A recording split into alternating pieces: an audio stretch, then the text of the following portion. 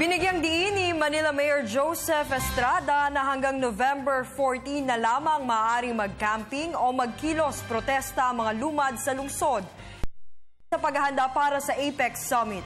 Si Julius Disamburon sa detalye. Nagbaba ng kautusan ng pamahalaang lungsod ng Maynila na hanggang sa ika-14 na lang ng buwang kasalukuyan maaaring magsagawa ng kilos protesta ang mga grupo ng lumads. Ayon kay Manila City Mayor Joseph Ejercito Estrada, maigpit ang kanyang direktiba na hanggang sa nasabing araw lang sila papayagan sa lungsod bilang paghahanda na din sa Apex Summit sa Nobyembre 17 hanggang 20. No way. No way. Pag pinagbiyang sila, huwag naman sila abuso.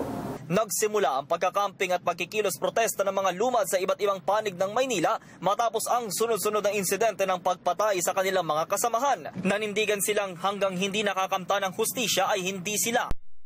Yung nagawa ng pagpatay ng kapatid naming mga lumad, labi ng mga leader sila, ay maparusaan sana. At saka yung manggahat yung paramilitary, madismantle at sidistarama. Pero pagdidiin ni Erap na siya mismo ang magdidisperse sa mga lumad kung hindi sila susunod sa kautusan o itinakdang palugit ng pamahalaang lungsod. Ako kalaban nila.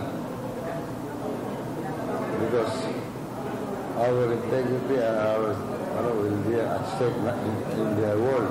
Dahil maraming media. Don't be driven away. Ako mismo. Ako mismo. The permit I gave them, period.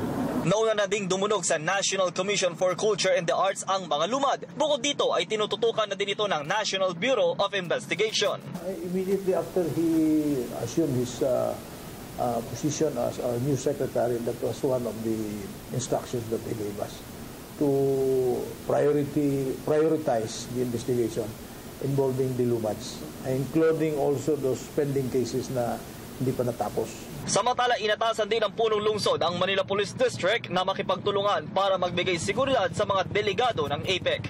Para sa Telebisyon ng Bayan, ako si Julius Disamburon.